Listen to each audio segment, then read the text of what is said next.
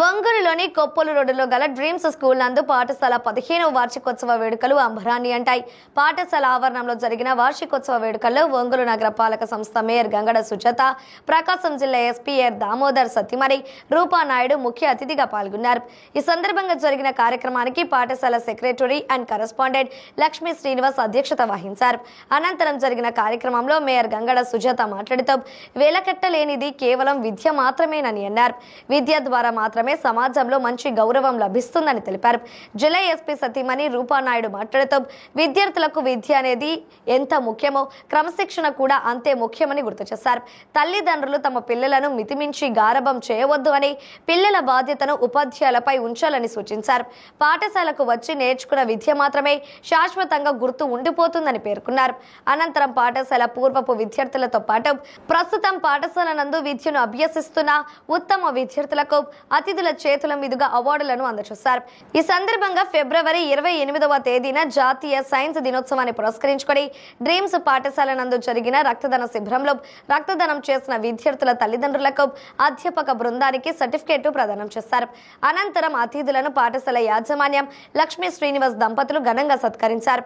ఈ సందర్భంగా చిన్నారులు, విద్యార్థులు ప్రదర్శించిన సాంస్కృతిక కార్యక్రమాలు అందరినీ ఆకర్షింపచేశాయి. ఈ కార్యక్రమంలో నగరంలోని పలు కళాశాల, పాఠశాలల అధినేతలతో పాటు విద్యార్థులు, వారి తల్లిదండ్రులు పాల్గొన్నారు. Thank you sir, thank you very much. మీ యొక్క మెమోంటో సర్టిఫికేట్ కలెక్ట్ చేసుకోవాల్సిందిగా కోరుతున్నాం.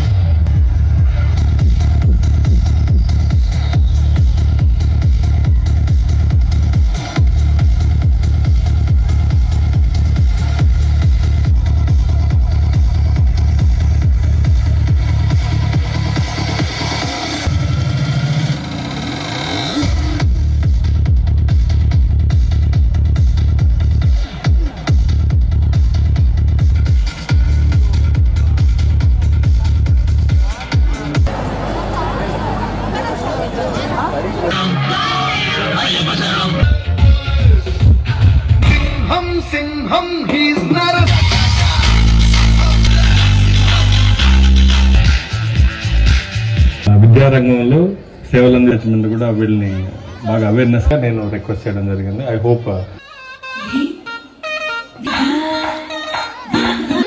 కృష్ణుడు వచ్చాడే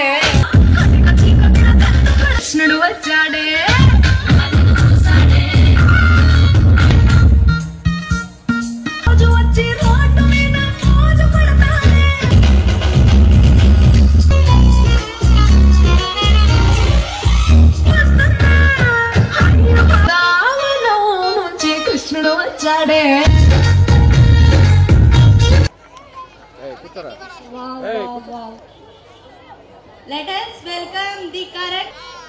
Give a round of applause.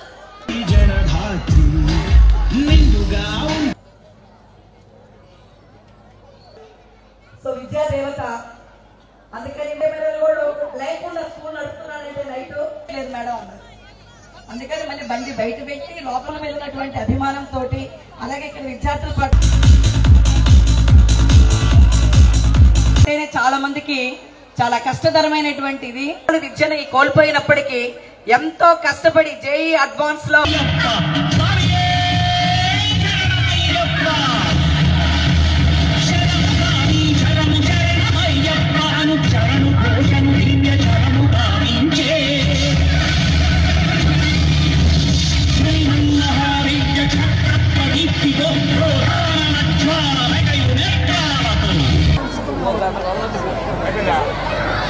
Nice performance had given.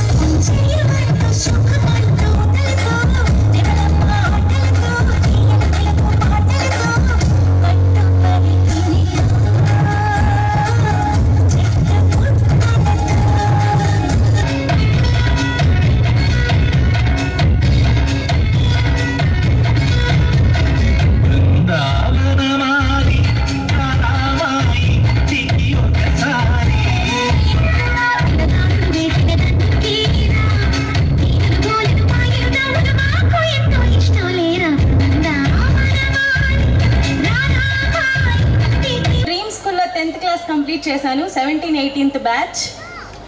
State first rank వచ్చిన తర్వాత నాకు ప్రతిభ అవార్డు అనేది వచ్చింది. అది కేవలం మా మేడం వారే వచ్చింది. దాని తర్వాత నేను పోస్టల్ డిపార్ట్మెంట్లో జాబ్ కూడా సంపాదించాను. మా మేడం యొక్క హార్డ్ వర్క్, ఫ్యాకల్టీ అందరూ సపోర్ట్ చేయడం వల్ల ఇది సాధ్యమైంది. హెల్మెట్ లేకుండా కనీసం నన్ను ఎస్పీ గేట్ కూడా లోపలికి రానివ్వలేదండి. నిన్న ఇన్విటేషన్ తీసుకుని వెళ్తే SP office camp first time నాకు తెలిసి నాకు వచ్చిన తర్వాత ఎస్పీ ఆఫీస్ గేట్లోకి స్వతంత్రంగా వెళ్ళిపోయేదాన్ని. ఎందుకంటే నేను మా నాన్నగారు పోలీస్ ఫీల్డ్లోనే ఉన్నారు, మా హస్బెండ్ పోలీస్ ఫీల్డ్లోనే ఉండేలాగా అలా వెళ్ళిపోయేదాన్ని. నిన్న నేను ఇన్విటేషన్ కార్డు తీసుకెళ్తే గేట్ బయట ఆపేశారు. ఏం సార్ ఎందుకు ఆపుతున్నారంటే హెల్మెట్ లేదు మేడం అన్నారు. అందుకని మళ్ళీ బండి బయట పెట్టి లోపలికి నడుచుకుంటూ వెళ్ళాం.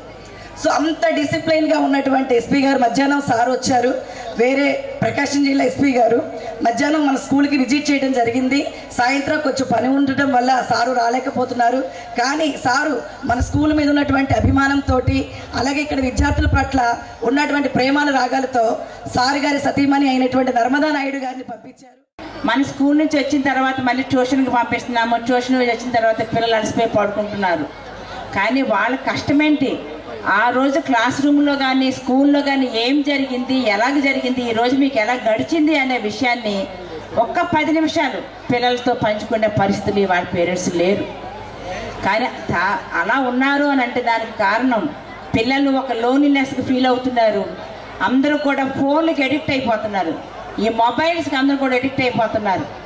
ఎంత ఎడిక్ట్ అవుతున్నారంటే మనం భోజనం చేస్తున్నా ఫోన్ కావాలి, అసలు ఎదురుగా ఒకసారి టీవీ చూస్తూ కూడా ఫోన్, ఎదురు టీవీకి నడుస్తూనే ఉంటుంది, ఇక్కడ ఫోన్ చూసుకునే పరిస్థితి. అంతే ఖాళీ టైంలో అందరూ కూడా చక్కగా ఆడుకునేవాళ్ళు. మా రోజుల్లో అయితే ఈ సాయంత్రం అయిందంటే చాలా శుభ్రంగా వీధుల్లో ఉండి ఏదో ఒక ఆటలు గేమ్స్ ఆడుకునేవాళ్ళు పక్క వీధుల పిల్లలందరితోటి. కానీ ఈరోజు పిల్లలకి ఆడుకునే పరిస్థితి లేదు. స్కూల్కే వెళ్ళి ఎందుకు చదువుకోవాలి అని అంటే మొదటిది క్రమశిక్షణ నేర్పిస్తుంది. స్కూల్కి వస్తే మనం చిన్నప్పుడు చదువుకున్నాము రైమ్స్లో, తెలుగు రైమ్స్లో పొద్దునే లేవాలి, బ్రష్ చేసుకోవాలి, గ్లాసుడు పాలు తాగాలి, స్కూల్కి వెళ్ళాలి అని చెప్పి. సో ఆ క్రమశిక్షణ, డిసిప్లిన్ అనేది మనకు నేర్పించేది. ఫస్ట్ స్కూల్కి వెళ్ళడం అలవాటు అయితే పొద్దునే లేవడం ఒక క్రమబద్ధీకరణతో మనకు అవన్నీ అలవాటు అవుతాయని చెప్పేసి అనేది క్రమశిక్షణ. రెండోది స్నేహపూరితమైన వాతావరణం కలుగుతుంది. తోటి పిల్లలతో ఎలా మెలగాలి, వాళ్ళ నుంచి రేపు సొసైటీకి బయటికి వెళ్ళిన తర్వాత అందరితో స్నేహంగా ఎలా ఉండాలి అని అనేది నేర్పిస్తుంది. మూడోది టీచర్లని, పెద్దవాళ్ళని ఎలా గౌరవించాలి అని అనేది స్కూల్ మాత్రమే నేర్పిస్తుంది.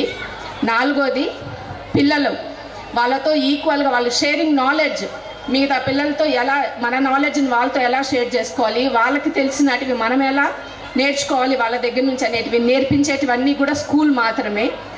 ఇంటర్నెట్లోనో ఆన్లైన్లో చదువుకుంటే చదువు మాత్రమే వస్తుంది, కానీ ఈ 4 రావు. ఇవన్నీ ఉంటేనే చదువు తక్కువైనా కూడా సరే సమాజంలో మంచిగా అందరి దగ్గర మంచి మన్ననలు పొందుతామనేది నా ప్రత్యేకమైన నా నమ్మకం.